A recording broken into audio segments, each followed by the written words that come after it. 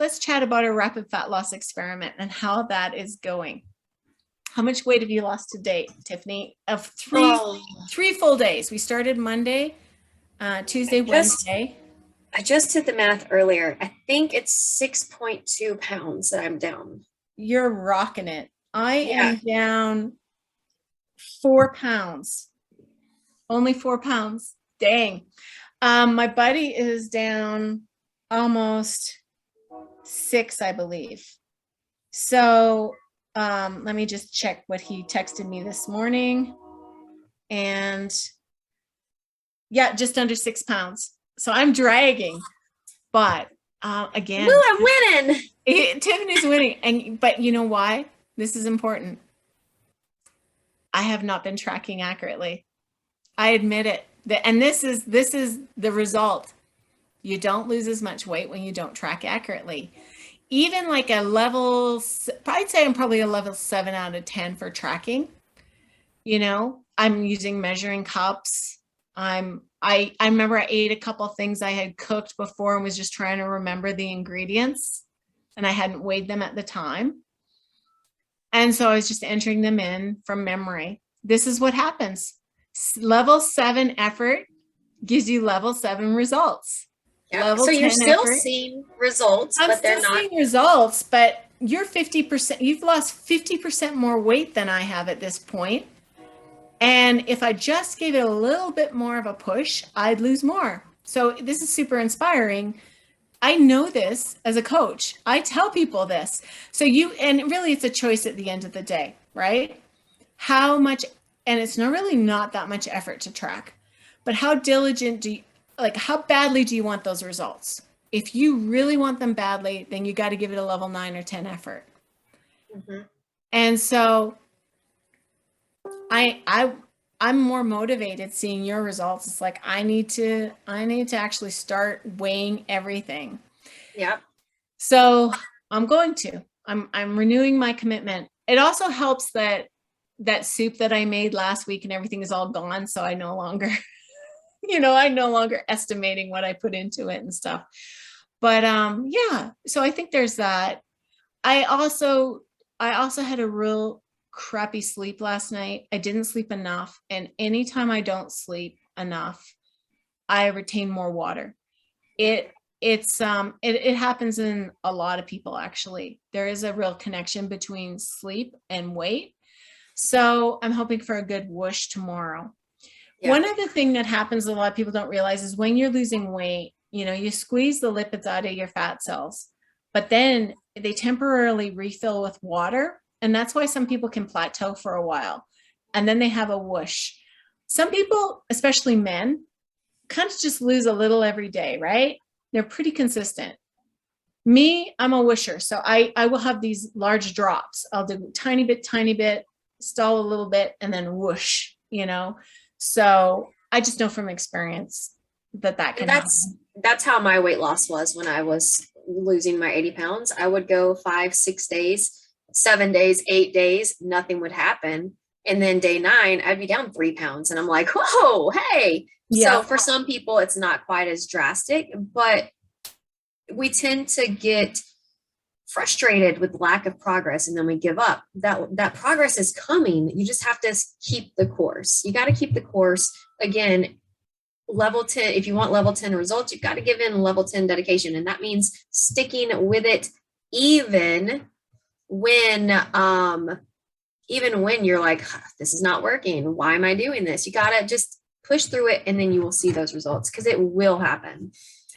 Patty asked, how is the man in your experiment doing? Do men whoosh? So everybody can whoosh. Yeah, but men seem to be more consistent. I think women, we tend to retain more water than men. So what was it? I was going to say regarding lost my train of thought. You can see my brain is just not working as well. It doesn't when I don't get enough sleep. But overall, yesterday I had really great energy. Do you remember how I felt like I could go crush a gym workout? Yeah. And I was going to go for a walk after our chat. I went for a walk, and then halfway home, I felt like this dip in energy. So it's like I had all this enthusiasm. I felt so good. But as soon as I exert myself, um, I noticed that I don't have the battery that I normally have. Like the tank is half full.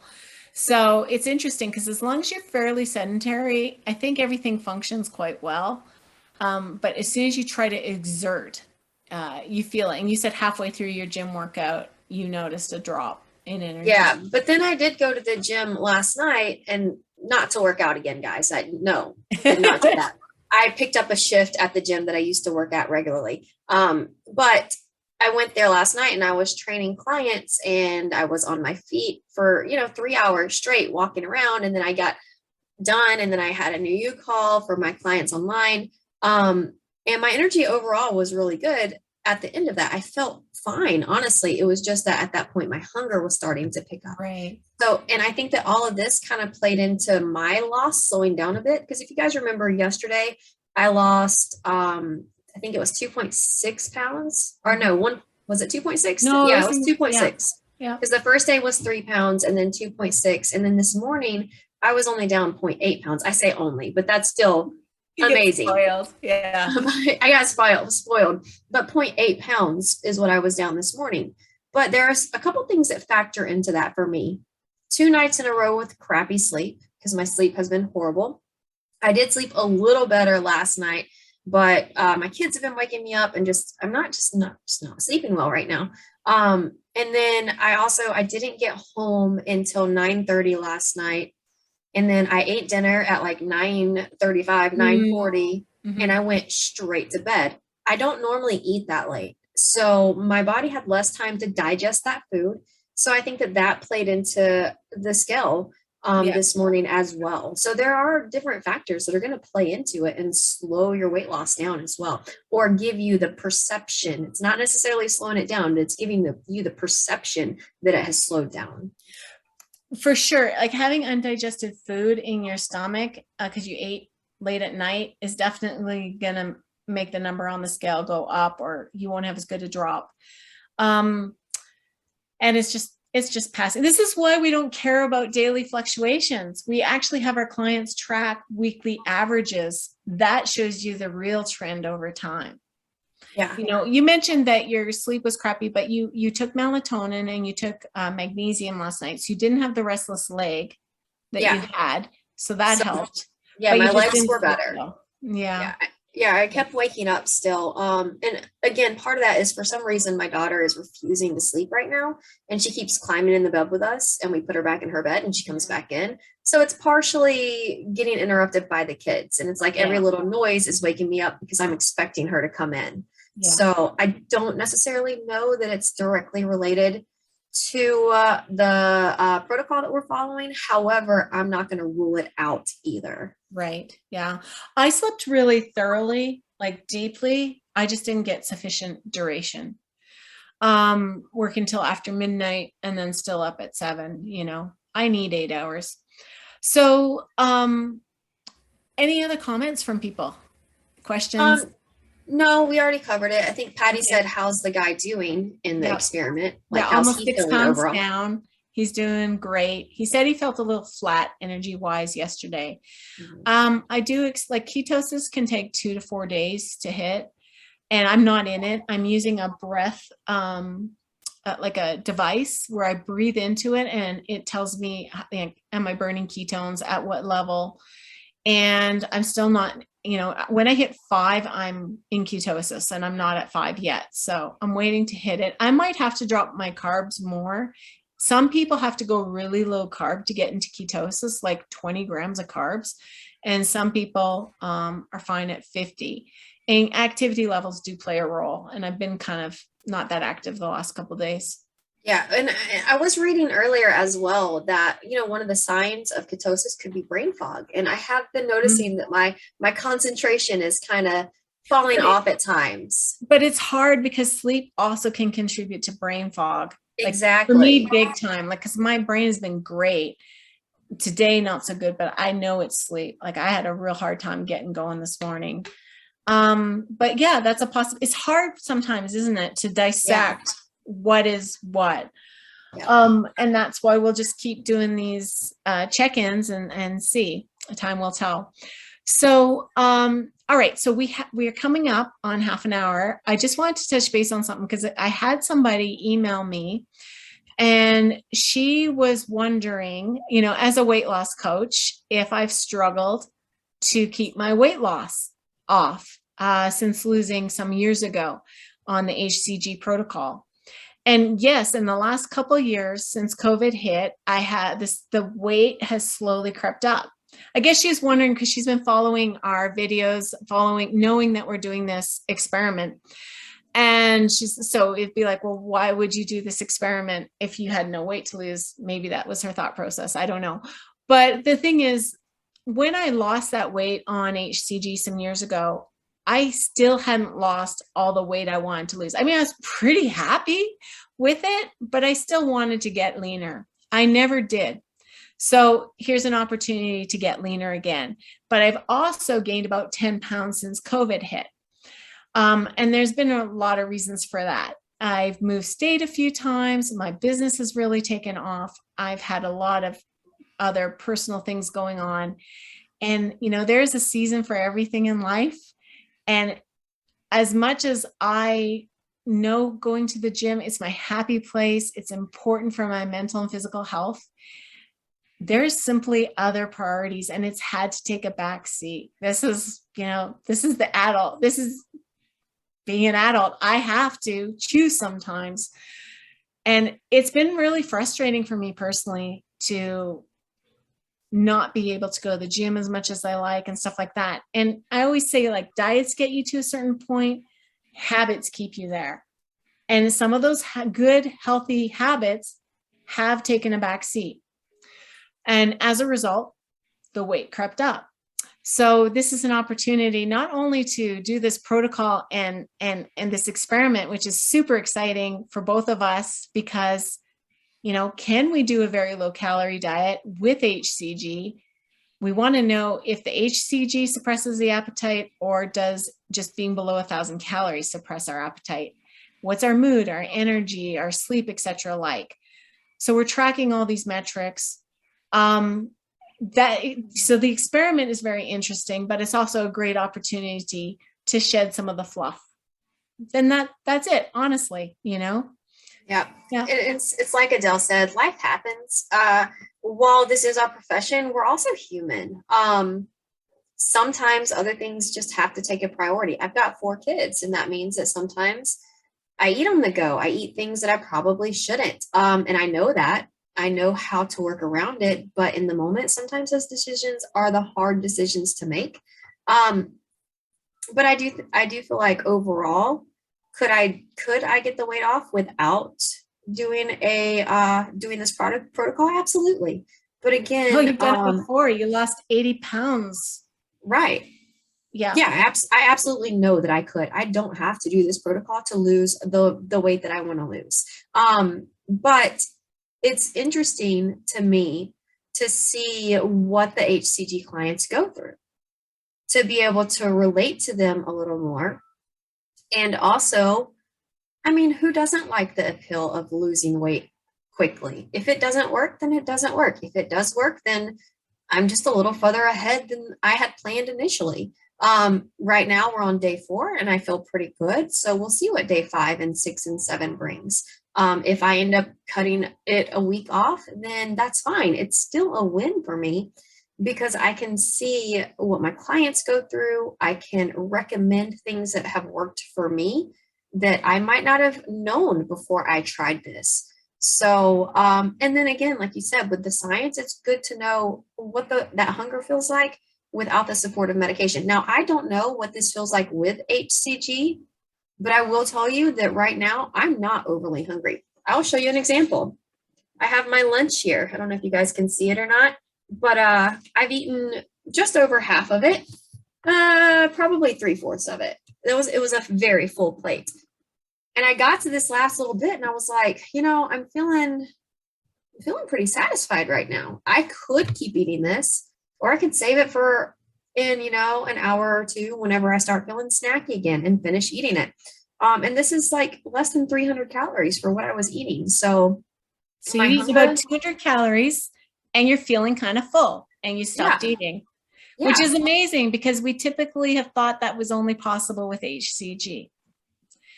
But it might be, again, the fact that when you drop calories below a certain point, the hunger signaling kind of fades. yeah. So I find this really fascinating. Yeah. Um, we'll continue to track and monitor these things. I'm actually, my hunger is really manageable too. I feel exactly how I did on HCG at this point. Usually day 5 was just awful. Like I'd be on the couch. So I'm kind of scared of what might be coming, but we'll see. One other thing I wanted to mention is Tiffany got down to 17% body fat, which is quite lean, ladies. Like it's an athletic moving into um, bodybuilding, below 17%. And it's definitely on the lean end. For most people, it's not easy to sustain. 20% is still lean. So I'm just not surprised that your weight would have gone back up. Yeah. And that's why we recommend having a range, because there is a season for everything. That you mentioned that, in the summer, you prefer to get a little fluffier, right? Yeah, Or absolutely. I felt like going into the summer, I was pretty lean. I looked good.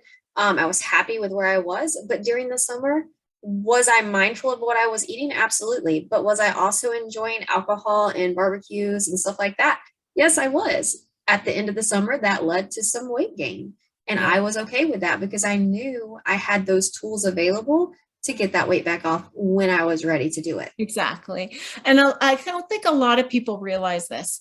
They think that the photos that we see in women's fitness magazines are how these people walk around year round. Not true. Most of them are anywhere between 10 and 20 pounds heavier than that.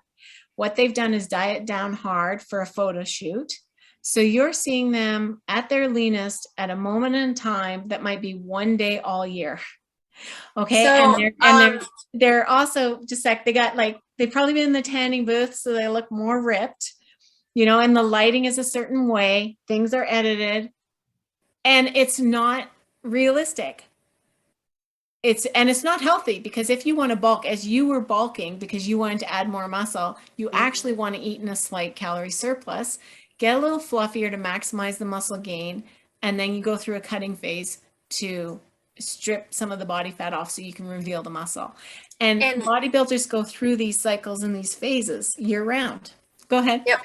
And since I want to do bodybuilding, that's actually part of the reason why I'm a bit fluffy right now is because I have been eating more and I have been training hard. But I'm going into a cut phase and then I'll bulk again and I'll gain weight again. And that's okay because that's my goal. I want to see how much muscle I can build. It's not for everybody, and that's okay too. If you want to get to your weight and focus on maintaining, that's absolutely possible, but you have to continue to focus on those habits. We did have a comment that I would love for you to dissect and address. Yeah. Julie mentioned ACG melts cellulite. So that's an advantage of HCG. Oh, no, it doesn't. HCG, that's one of the marketing myths about HCG. It doesn't actually, you don't. So one of the things that they say is it will remove abnormal fat. HCG doesn't do that. Your fat will come off. You're pre-genetically disposed to lose it in certain areas first.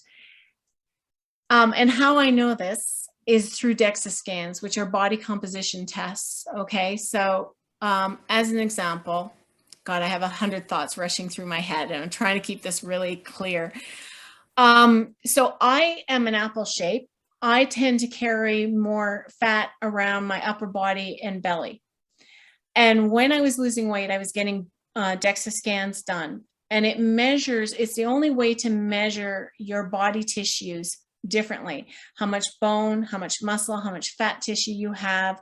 And it scans each limb, your torso, etc. So as I was losing weight, Well, my legs are my leanest. I'm an apple shape. Guess where I lost my fat first? My legs.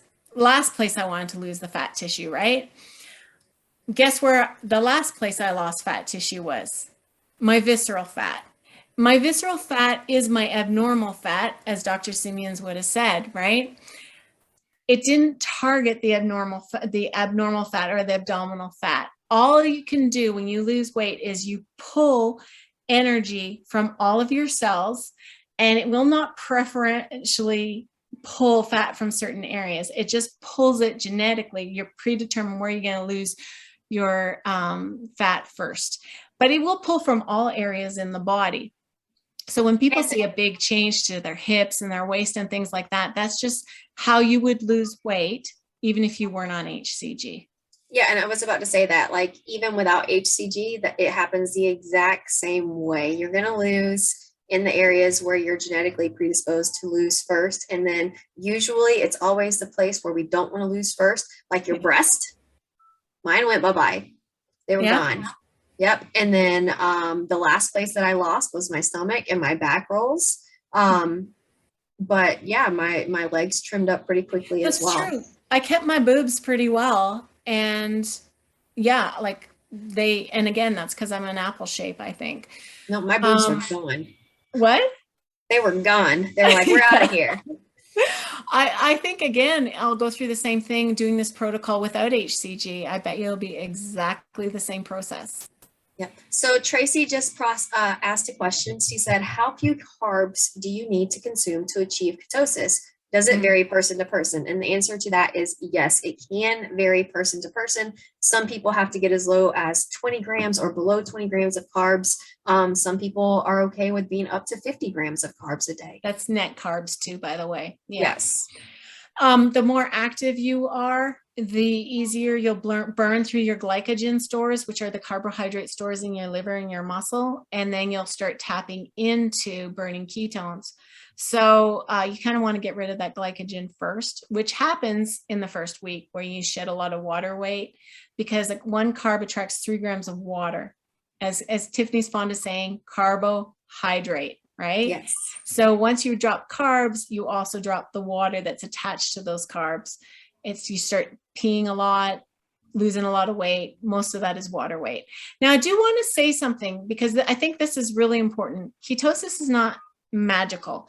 Ketosis does not make you lose more weight than if you have followed a higher carb diet and the same amount of calories. Research is really clear on this. What ketosis, and a lot of people think, yeah, but you burn fat when you're in ketosis. Yeah, but when you're not in ketosis, you're burning carbs. You're just using different energy systems. Okay. Mm-hmm. And you're burning body fat, yes, only because you're on very few calories, whether you're taking a high carb, low calorie diet or high fat, low calorie diet. Okay. The benefit of ketosis is 2 things. One is you're dropping your carbs, so you drop a lot of weight in the first week, and people think it's magical, but it's not. You're just dropping water weight. Secondly, ketosis can help suppress hunger in some individuals. So if you can get into ketosis, it can curb the appetite, which means you eat less, which is easier to adhere to over the long term, and you can get the results you want. That's the benefit. For others, it's too hard to follow a low carb diet, especially if they're training, if they're athletic, etc. So they can still lose just as much weight eating more carbs and lower fat. Mm-hmm. But we are on a very low calorie protocol. And that means we have dropped both carbs and fats. We've kept the protein high in order to spare muscle. So this is not a protocol we would recommend as a first step for people. We'd actually recommend a more moderate protocol where you have a good 40-30-30 blend of protein, carbs, and fats. But again, we're experimenting with our Transformer HCG protocol without HCG to see, is there a difference in hunger, mood, energy, etc. when you drop your calories this low and don't use any appetite suppressant or HCG. Yeah, great questions. We're loving that the people are paying attention and watching Yeah, and it's asking awesome. questions. Yeah. So we've gone a little bit past. I don't mind answering any more questions if you have any. Anything you wanted to add, Tiffany? I kind of wanted to touch on the breakdown and just let you guys know that we didn't, or again, we mentioned yesterday that ketosis does not mean keto. You don't have to follow keto protocols in order to get into ketosis. And the main difference between what we're doing, as Adele said, versus keto is very high fat and low carb and moderate protein. We're keeping our protein moderate to high, dropping both our fats and our carbs down pretty low. So the majority of our calories are coming from protein versus on keto, the majority of the calories come from fats. And the way that keto can backfire, and we have seen it backfire on people, is that people don't understand how many calories are in their fats. So they consume this high fat diet and they're like, well, I'm not losing weight. I'm actually gaining weight. Why is this happening?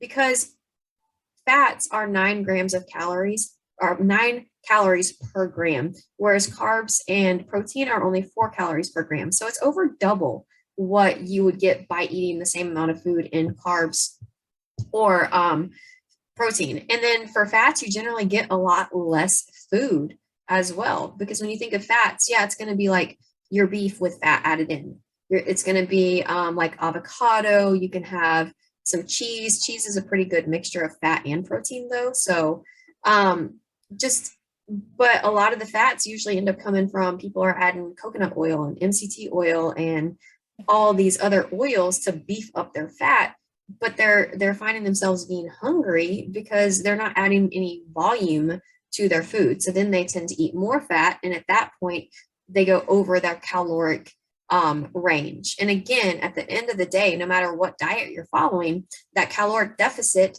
is going to be the key to losing weight, no matter if it's keto, Atkins, HCG, it doesn't matter. The science says, the science says you have to burn more calories than you are consuming to lose weight. And that's what a deficit is you're consuming less than what your body is using every day. Yeah. Yeah. So I got some really nice feedback from a client today who got some lab work done, and everything is looking better for her. Her blood sugar, her cholesterol, etc., following this protocol. But we wouldn't recommend this protocol for extended periods of time or without coaching supervision. I actually had another client get tested, and our endocrinologist said, everything looks great, keep going. So it's really great to see that. Having said that, if you followed a high-fat keto diet, I want you to know that research is coming out that while your cholesterol may improve in the short term, in the long term, it's looking not good for your LDL. So just be aware of that. I don't think a keto lifestyle is a sustainable lifestyle in the long term. So, but to lose a bit of weight, fine, if it works for you. Yeah, we're pretty judgment-free here. That's the biggest thing, is finding what works for you. For some people, that's keto. For some people, that's a moderate. For some people, it's what we're doing. There's no wrong way as long as you can adhere to it. If you can't adhere to it, and if you can't learn something from it, then in the long run, it's not going to do you any good. And remember, diets should be short-term. They should not be a way of life. You should find a way to eat that is more moderate with some exercise and work on some healthy habits. All right. I think that's it for today, unless there are any more questions. We're coming up 45 minutes. I know, that was a long one. No more questions on here. Okay. Thanks for tuning in, everybody. We'll see you tomorrow for day 5, the final day of the Eat for Your Goals challenge, and we'll update you on our progress. Okay. And if you think of any additional questions, just post them in the comments. We'll be monitoring that and we'll respond to you via text. Perfect. All right. See you later, everyone. Bye.